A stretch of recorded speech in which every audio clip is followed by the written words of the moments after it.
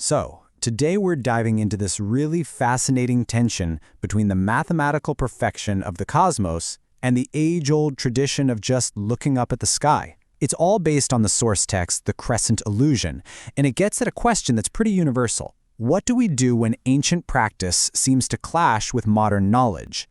And the source text kicks things off with this really powerful image, right? You have this perfect, mathematically precise crescent moon on one hand, and on the other, you have human eyes that are stuck looking at shadows. Now, this isn't just pretty poetry. It's the whole dilemma in a nutshell. The argument is that by clinging to tradition, the shadows, we might actually be missing the objective, measurable truth that's right there in front of us. And that really gets us to the heart of the matter. It's a question that goes way beyond just the moon. Where do we find truth? Is it in what we personally see and experience with our own eyes? Or is it rooted in what we can actually prove with things like science and mathematics? This is the fundamental conflict we're going to unpack. Now, what's so interesting here is that the source doesn't just come at this from a scientific angle. It argues that the mandate for using calculation and reason is actually embedded right within the Quran itself. The idea is that faith and empirical evidence aren't supposed to be in conflict. They're supposed to work together. Okay, so to really get this argument, we gotta know a key term. Husban. It's an Arabic word you see in the Quran, and it means precise mathematical calculation. We're not talking about an estimate or a good guess here. This means absolute, verifiable mathematical exactness. And here's where it all connects. The source points directly to this verse. If the Creator himself describes the sun and moon as moving by Husban, by precise calculation, then using math to understand their movements isn't just some modern idea. The source argues it's actually following the divine blueprint. All right, so on the flip side of that, the source brings up another concept, Taqlid. This refers to what you could call blind imitation. The act of just following traditions or doing what our ancestors did without really thinking critically or asking why. And this is framed as a major roadblock to finding the truth. And once again, this isn't just a philosophical point, it's grounded right in the scripture. The question being asked here is a really powerful critique of Taqlid. Why would you follow a path just because it's old, especially if the people who started it didn't have the full picture to begin with? This is the core challenge to relying only on traditional moon sighting. All right, so this all boils down to the central conflict that the source presents, the fallible human eye versus the certainty of knowledge, or as it's called in Arabic, ilm. This chart lays it all out, side by side. On one side, you have the human eye. The source points out it can be tricked by clouds, atmospheric distortion, you name it, it's prone to error. This leads to what's called zan, or conjecture. But on the other side, you have ilm, that's empirical, verifiable knowledge. In this case, that means mathematical fact, which leads to yaqeen, or certainty. So the argument is basically a choice. Do we stick with a system that can be wrong, or do we go with one based on provable, empirical truth? Then the source presents this scriptural instruction as the real knockout punch. It's a direct command. Don't follow something you don't have certain knowledge, ilm, of. The interpretation here is pretty clear. When certain knowledge from astronomy is available, choosing to rely on the uncertain sighting of the eye goes against this very principle. And really, this one line just cuts right to the chase. The source is asking a simple question.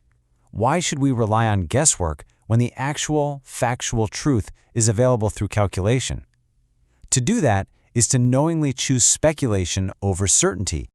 Now, beyond the theological debate, the source claims there are some real-world power dynamics going on here. It frames the insistence on physically sighting the moon not just as a simple mistake, but as a potential system of control. The author uses this, very provocative term for it, the mullah god phenomenon.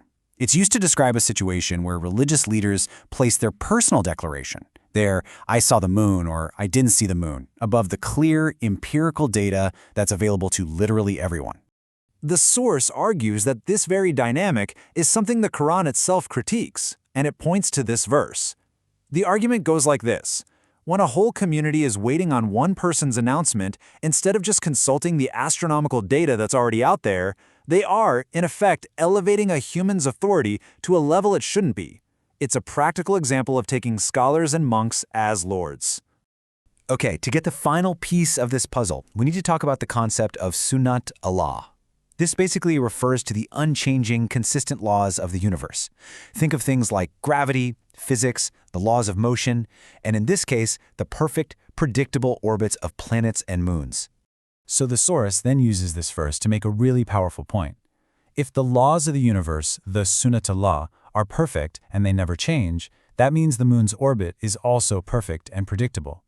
According to the source, making the start of a month dependent on a random, maybe we'll see it sighting, implies that God's perfect system is somehow erratic and needs a human to verify it. And that, it argues, is a huge contradiction. But the source doesn't just leave it at criticism. It ends with this big call to action, a call to reconcile our faith with our intellect and to embrace progress. So what are the big takeaways here? Well, first, the source argues that sticking to these older methods just creates unnecessary division. Second, it says we should see astronomy not as a threat to faith, but as this amazing, perfected tool for understanding creation. There are practical examples of this already. Countries like Turkey and Malaysia use calculated calendars.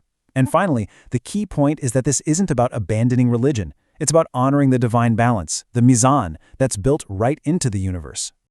And to really tie it all together, the source brings in the philosopher and poet Allama Iqbal. This quote just frames the whole debate so beautifully. Knowledge needs both heart and reason to actually be meaningful. From this point of view, the search for scientific truth isn't some cold, faithless thing. It's actually a deeply spiritual act. And that brings us right back to where we started, with a question that really just wraps the whole argument up. It leaves us with something to think about. If the celestial system itself is presented as mathematically perfect, why would we keep relying on a flawed, imperfect human method to interpret it? A fascinating question to reflect on.